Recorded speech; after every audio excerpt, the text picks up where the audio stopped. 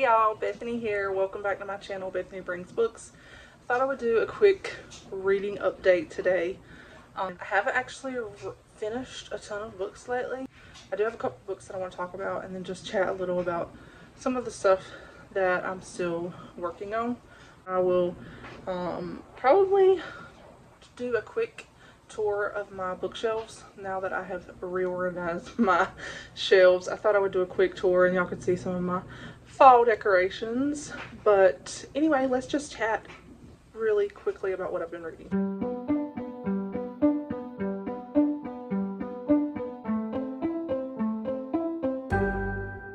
The two books that I have finished recently are two Mimi Matthews books. I got on a Mimi Matthews kick for some reason, and I read The Belle of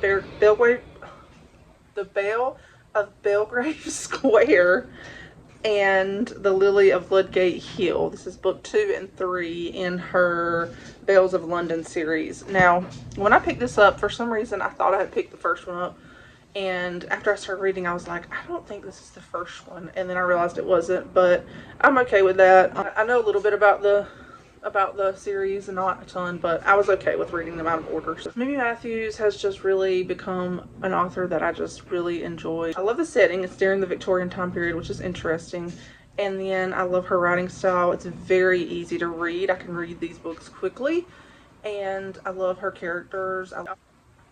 She always brings something interesting into the story, and I love also at the end of the story her author notes, because she just talks a lot about her research or the different elements that she brought into the story from real life things, and she also alludes to a lot of classics in her books, which I like. I will say they are clean reads. They are not Christian. They do contain some mild language, nothing excessive.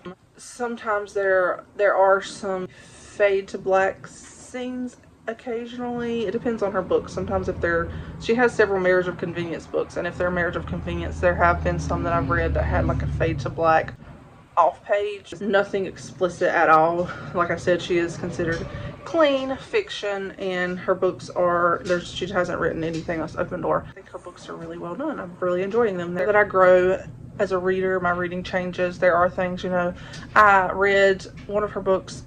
It was a Christmas book years ago, and that one did have some language in it, and I didn't like that. Like I said, it had mild language, especially for a Christmas book.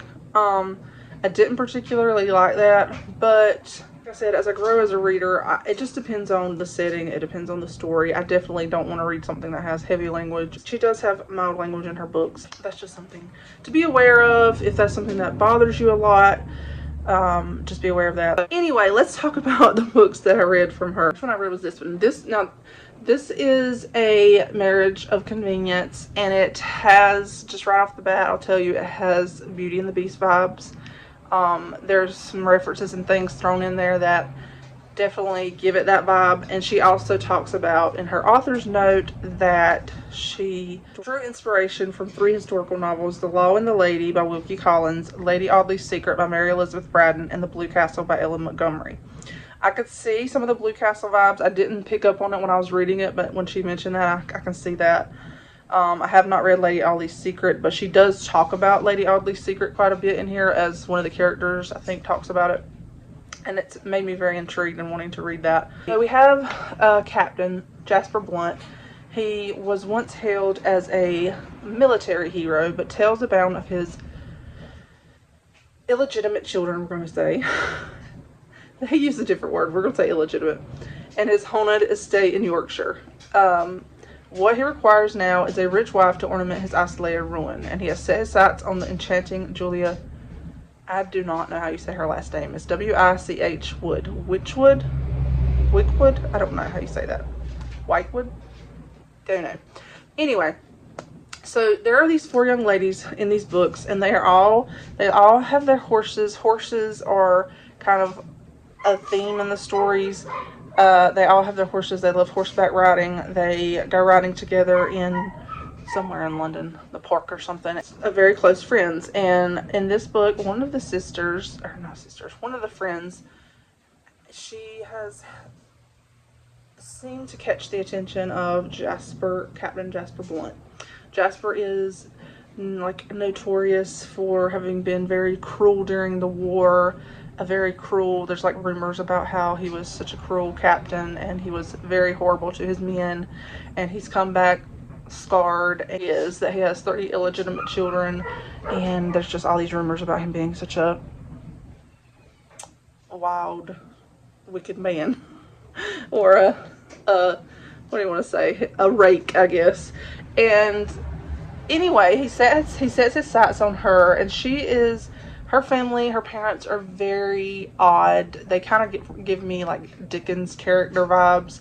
They're very much all constantly worried about their health, and they are very much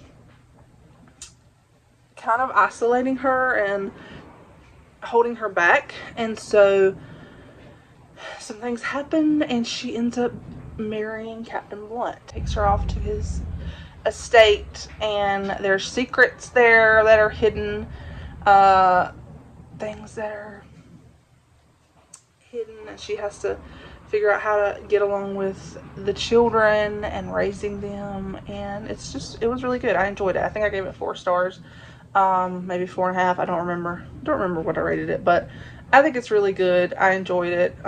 It is definitely, like I said, Beauty and the Beast vibes, and I enjoyed reading it. And then I decided to go ahead and pick up the next one in the series, which is The Lily of Ludgate Hill. This one I also enjoyed, but I don't think I enjoyed it quite as much as the second one.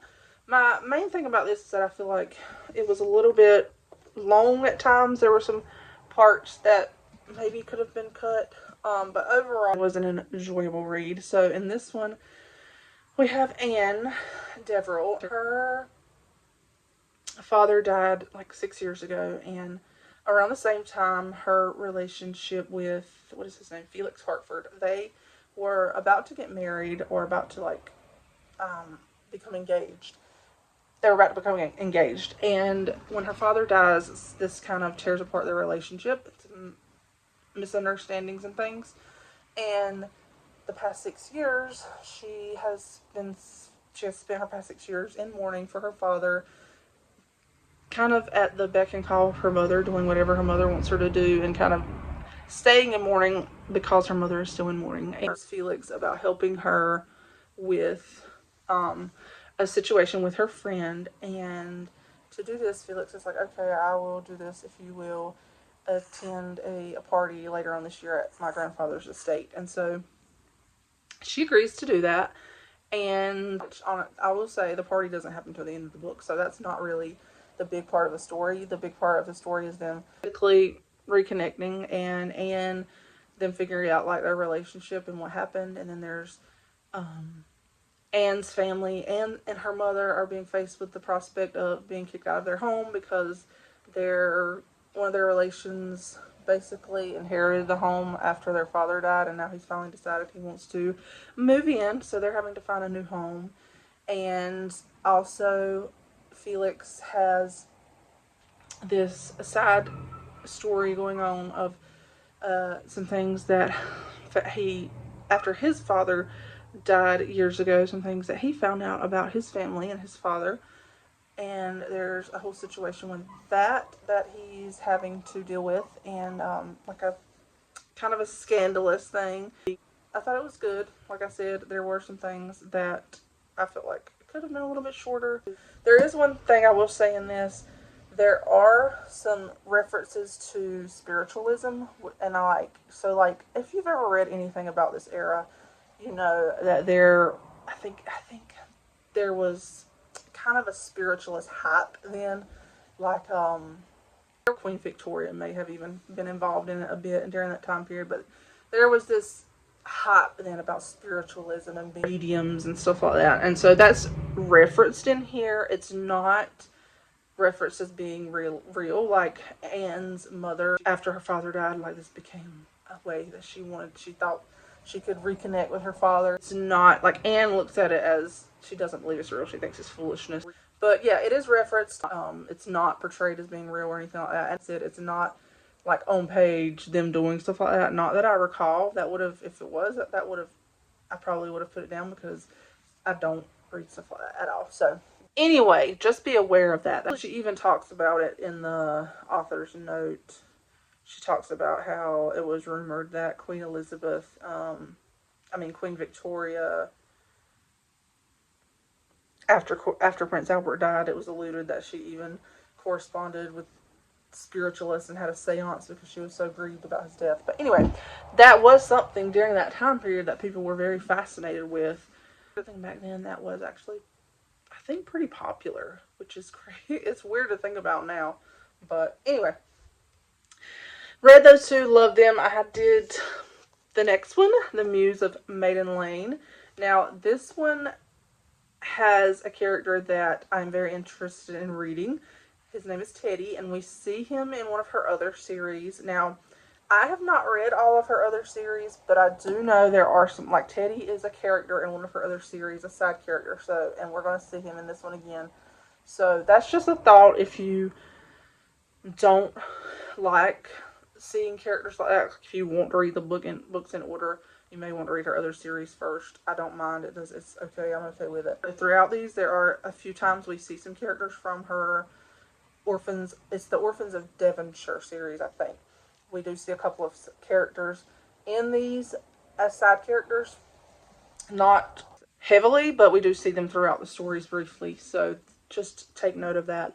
Anyway, this one, it's about Stella. I have just started it. I've read like the first 2 chapters. So Stella, there is an incident in the second book where her and her friend are at a museum. I think it's a museum, an art museum, or a ball. They're somewhere, and they meet this young man. I don't remember where they're at, but they meet this young man. Anyway, wherever it is she is, this young man comes up, and he's in a wheelchair. There's kind of a meet. It's not a meet cute. It's a meet. What do they call it? Meet hate. Meet.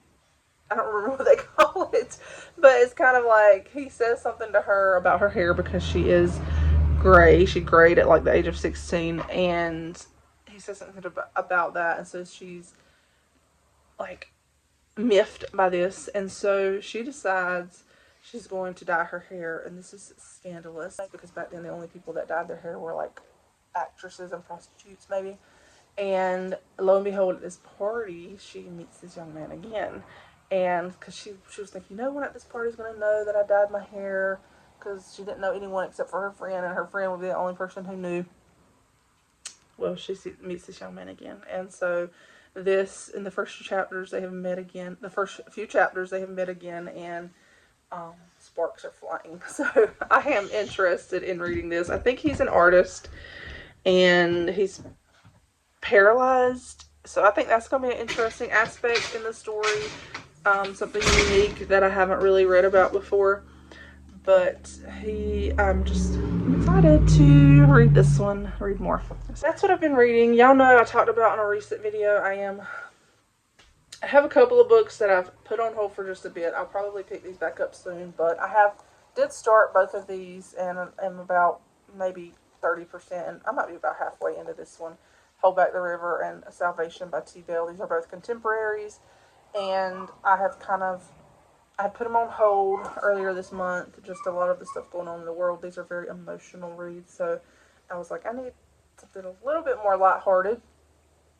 And so I kind of got more in the mood for some Victorian stuff right now. And so I'm going to pick these back up soon, but for right now, they're in my pile of reading. I just haven't picked them up recently. I am still reading this one with Holly from Lovely Day with Holly, The Winds of God. I have not picked this one up in the past week, but hoping to get back into this one soon. Right now, I'm primarily focused on reading North and South by Elizabeth Gaskell. I am buddy reading this with Kelly from Kelly Reads a Lot, and Shannon from In Search of Wonder. Shannon from Old American Spirit. And so I'm trying to really prioritize this. It is a bit more consuming because just having to get back into that mental headspace of reading this writing style and reading this language style. But I have picked this one back up, and I picked this one up, and I'm about that far into it. I think I'm on chapter like 18. I am really enjoying rereading this though. The first time I read it, I loved it, and this time I am enjoying it again. It is definitely a heavier story with darker themes. It is sad, more sad, but some of the literary style that I'm picking up, Gaskell's literary style, I am loving more and more. And just, she wrote romance in this one book. I don't know about the rest of her books, but in this one, she just did romance. I don't know, just swoony, very swoony.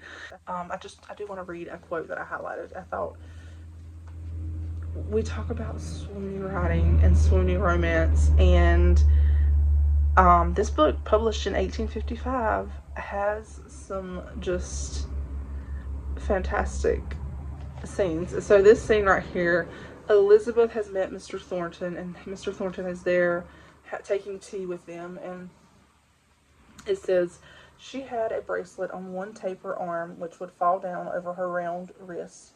Mr. Thornton watched the replacing of this troublesome ornament with far more attention than he listened to her father. It seemed as if it fascinated him to see her push it up impatiently until it tightened her soft flesh, and then to mark the loosening, the fall, he could almost have exclaimed, "There it goes again."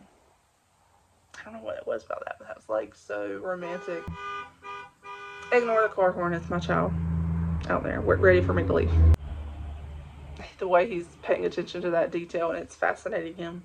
And then it also says she's making him some tea, and it says, she handed him his cup of tea with the proud air of an unwilling slave, but her eye caught the moment when he was ready for another cup, and he almost longed to ask her to do for him what he saw her compelled to do for her father, who took her little finger and thumb in his masculine hand and made them serve as sugar tongs. Mr. Thornton saw her beautiful eyes lifted to her father, full of light, half laughter and half love, as this bit of pantomime went on between the two, unobserved, as they fancied by any. That was so sweet. I just thought that was beautiful. So we are reading that one. And then I decided to pick this up, The Rare Jewel of Everly Wheaton. This is on my fall TBR, and I decided to go ahead and pick it up last night or night before. I've read the first 3 chapters, and they have really intrigued me. So we are following this woman who, I believe she was a librarian, and has lost her job. No, she's a nurse. She has gotten a temporary job at a diner because she's waiting for her licensure to change over, and she gets fired from the job. And when she gets fired, someone brings her this card to the car. One of the other employees is like, hey, this card came like the day she gets fired, and it's like, meet me at Halstead Manor. And so she goes to Halstead Manor, which is this big house that's rumored to have sat empty for years and years. This wealthy family in town owned it, and it's sat empty for years, but then there's been periods of time through the years that it looked like someone had moved in, but no one knew who moved in. It looked like there was someone staying there. And so she gets this invitation to come meet. What does it say? It says, your presence is requested at Halstead Manor tomorrow morning at 9 o'clock. So she's intrigued by this, and she goes, and I've just gotten through where she's there with like 2 other women. I think that's what it is. He tells them that he wants them to look for something, and they'll get like a big fee if they find it or whatever. And so her job right now is going to be to go be a caregiver for a retired FBI agent whose name is Gertrude. And one of her cases that she never solved was a missing gem called the Florentine Diamond. And so this guy wants her to help find it. And so she's contemplating, should she do this? Is this a legit situation? Is this like for real? Is this crazy? And so I think each of the girls in here are maybe going to have a story. I know one of them does because I have the second book in this series. So each of the girls that have been invited to this event or whatever.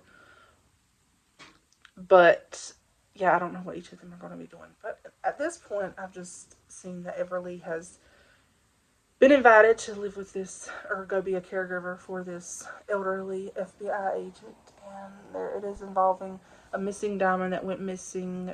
I'm thinking this one, I don't know if it's this diamond or not. I think it is. It went missing years ago, right around World War One, the start of World War One. in Austria, I think. It has something to do with the royal family there. But anyway, I was pretty intrigued by it. Just the first few chapters that I read. So that's what I've been reading, guys. Of course, y'all know I have other stuff on the go as well. Ring Patriots. That one I've slowed down a bit in it, but I need to pick it back up. But that's what I've been reading. Let me know what y'all been reading recently. I'm going to try to do a very quick bookshelf tour just to show you guys how I've redone my shelves and show y'all my fall decor. This is what it looks like right now. I have up here some Clay's flag and some of his things. I have my fall garland, which I am loving. I love having lights out at night, and so having these out for the fall is so fun. This is Christian fiction, Christian nonfiction. Down here we have C.S. Lewis, Grace Livingston Hill, and then further down we have some more Christian nonfiction, and down here at the very bottom is like some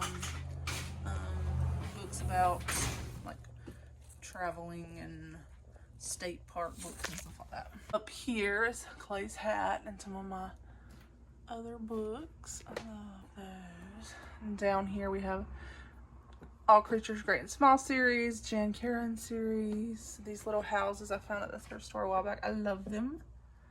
Some fall decor. Forgot to show y'all that little guy. You can't really see him. Here I have more like Foxfire books, journal, autobiography type stories, diaries type stories. Then I got these two little puzzles. This is a Titanic puzzle and a chocolate puzzle that a couple of people have given me. Here I have these. These are more outdoorsy, wildlife, gardening type books. More Christian nonfiction. And also some autobiographies. Sorry, the plant's in the way, guys. Down here, some kids. Ellie, can you please put that back? Down here, some kids' books. More kids' books. This is more all of my revolutionary, early colonial America type stories. The Constitution I picked up recently. There is another house I found at the thrift store. This is Colonial Williamsburg, which is pretty cool. Or from Colonial Williamsburg. Yes, my like middle grade stuff. Poor plant I need to take care of. More middle grade. American Girl. And this is my Agatha Christie, Dorothy Sayers. Look at this little. Oh, no, Bobby, this. Isn't he cute? He looks like my doggy outside. Up here, I want to see some Nancy Drew stuff. That looks like outside. Here. Don't drop it and break it. This is Little House on the Prairie. Like the dog outside. Looks like Sherlock. Well, he doesn't have all yellow. You don't? No, he only has white and. This dog has white and There's brown. some more of my houses. And that house. Middle grade. Down there is kids. Nancy Drew, Hardy Boys, Little Golden Books. I have like a lot of my vintage classic, like more children's vintage classics. Yeah. Like Winnie the Pooh. Yeah, Winnie the Pooh. The Happy Hollisters, Heidi, stuff like that. And Mama, up here is this. a little bit more modern classics. Show them this, Mama. A little bit more modern classics. My Daphne du Maurier's Gone with the Wind, To Kill a Mockingbird. Like Sherlock. That dog that's This right beside you. Some Flannery O'Connor stuff back here, short stories. And then up here is more mysteries. These are like Father Brown mysteries. I don't know how you say that. Megret. I don't know how you say his name. Right there. Some British crime classics, and then a lot of. Back here, I have some whole stacks of guidepost mysteries, some Murder, She Wrote, and I thought this was kind of interesting, a little funeral home house. I found all of these at the thrift store. They were so cute. So, there's that. And then I've got my piano right here. And then over here, my classics. So, up here, Sherlock Holmes, Wilkie Collins. Down here's Jane Austen. pretty much all Jane Austen, pretty much all Anne of Green Gables or Ellen Montgomery. I also found this little house at the thrift store. Love this little sign. Put this out each year. And then down here we have more Ellen Montgomery, Frances Hodgson Burnett, Louisa May Alcott. And down here is just various other classics like Dickens and Gaskell and Trollope and all those. And a few more down here at the bottom. Well, a few more, a lot more. There's those. Shakespeare and just some other ones. A whole wall of shelves over there. Like that. I have my whole wall of bookshelves. Ignore that stuff over there. That's from where I was just filming. I had a chair. But yes, it's like that now. A whole wall of bookshelves, my piano, and that one. And then over here, a little shelf with my library books here. There's a little shelf that we keep some Bible story books on. I have moved all of my Christian fiction in here. So all of my books, except for like my Bibles and Bible study books and stuff like that, are in here now. So up here, we have Christmas books. This stack right here. And this is just bookmarks, some shells and stuff. This is some Christmas ornaments I've just stuck up there so I can put them away.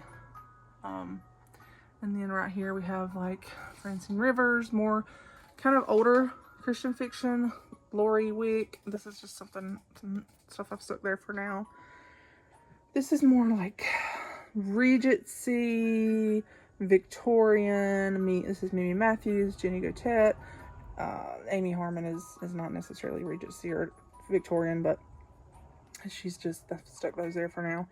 Got this. Isn't that so cute? I got that at a local store. And down here is more so contemporary rom-coms. I love this guy and girl. Yeah, more like contemporary and rom-coms, indie stuff. Down here is more contemporary. This is more rom-com-ish.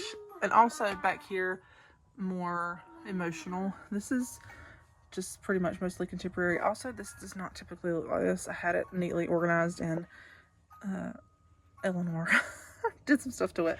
Down here is a little bit of biblical fiction. I don't have much. Primarily all of this is like medieval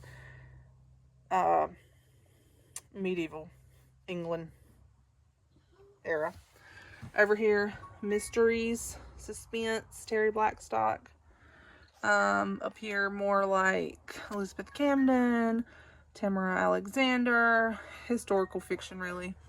This is more historical fiction, and also I love this little character here. And then up here, more historical fiction, of course. That's something that I need to put out. And more historical fiction. This is more like Oh My Gilbert Morris, and there's that. So there we go, guys. Down here is all of my, that's my books that I'm either currently reading or want to read soon, my TBR basket. So there you go, guys. A very brief bookshelf tour, but I hope y'all enjoyed it. It's quick. I just wanted to show y'all very quickly how my shelves have evolved and changed. And I may do a more extended book tour in the future if that's something that y'all think y'all would be interested in. But for now, there we go, guys. Anyway, hope y'all enjoyed watching. I will talk to you in the next video. Bye.